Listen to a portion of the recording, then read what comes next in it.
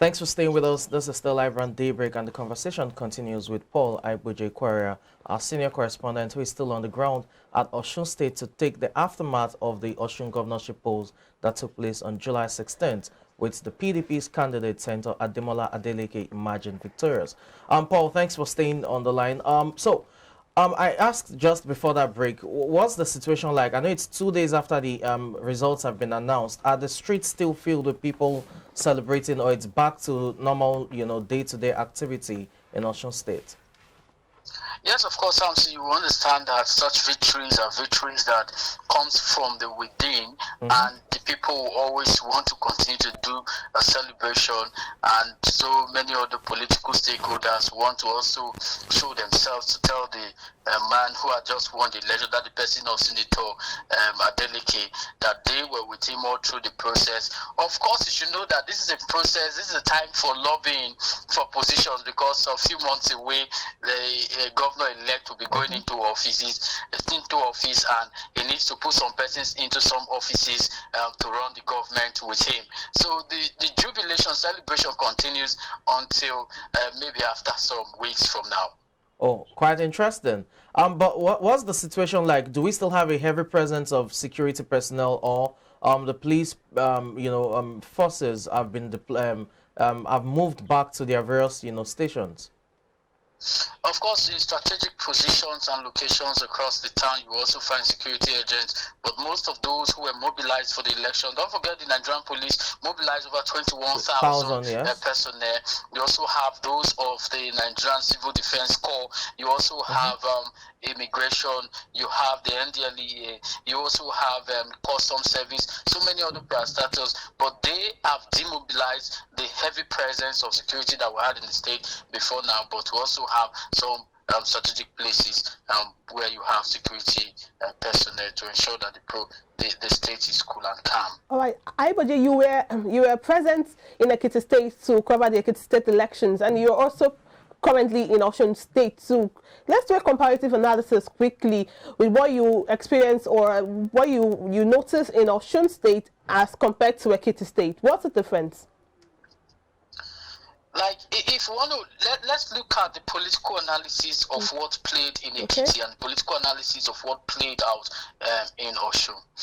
Going by what happened in Ekiti, the PDP was divided against itself because the candidate, the person who the PDP probably members wants to be their flag bearer, did not emerge as the flag bearer, and there was a disagreement between them. So one of its candidates, one of his loyalists, moved to another platform which divided the party and all of that.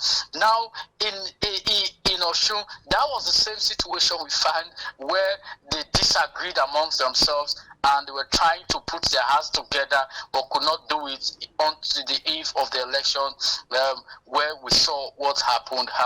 In terms of inducement, vote buying and vote selling, I think it was a little bit reduced in Osun, like we saw it in open glare in Ekiti, where it was for buying and selling, where the people were trying to negotiate how much they're going to collect from politicians.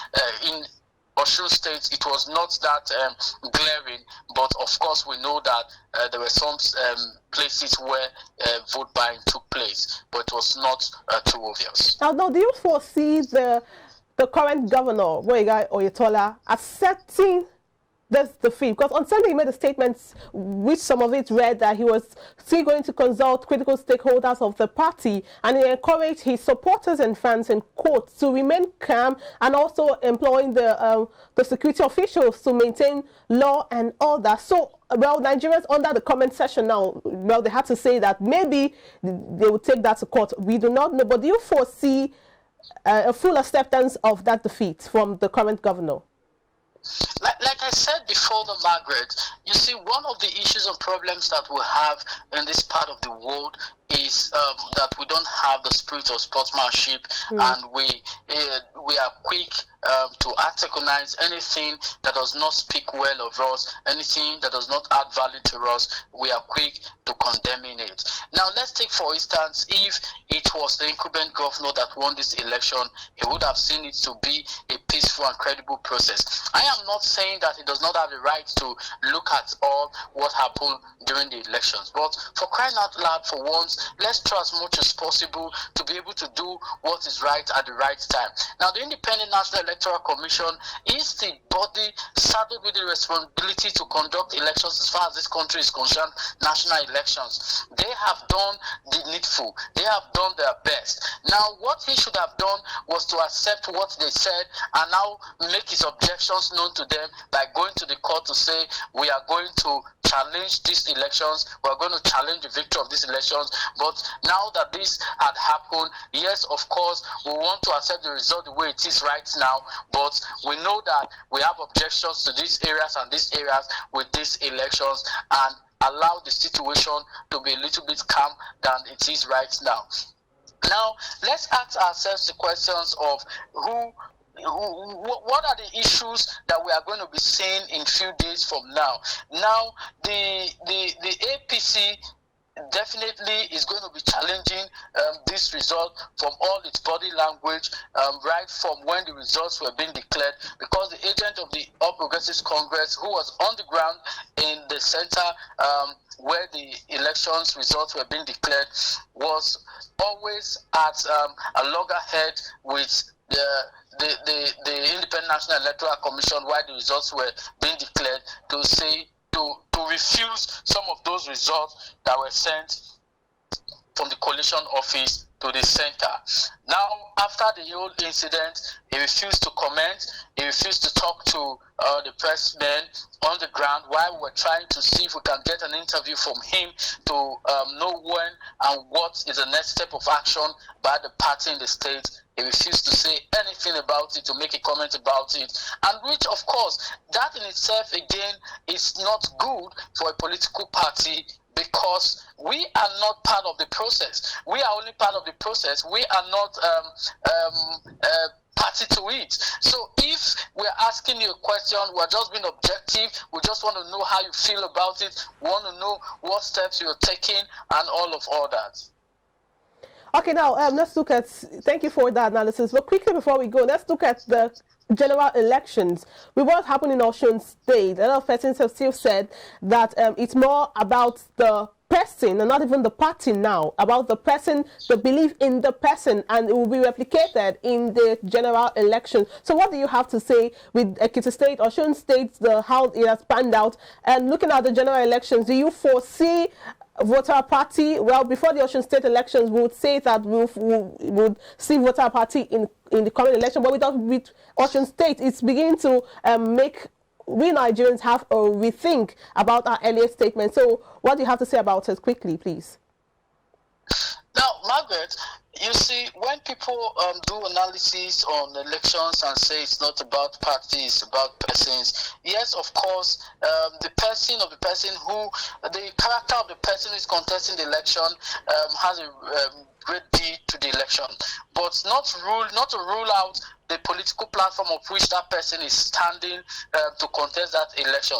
Most people, especially in the northern part of this country, believes in political platforms and not persons. Now, even when you come down to this part of the country, some other persons are diehard fans of political parties and not persons. That is why you see them voting for people who they don't even believe can do the needful, but because of the fact that they are members of such political parties, they go vote for such parties. We will not rule that out of the situation. Now, the character and the personalities of the persons contesting elections also matters a great deal in the elections. Now, if you look at what happened, it is not obvious on what the person of Senator Adeleke can do for the people as we speak right now, but because of the fact that the people likes him and probably with the influence of Davido, who is influencing young people to vote for him and all of that. It also gave credence. It also added to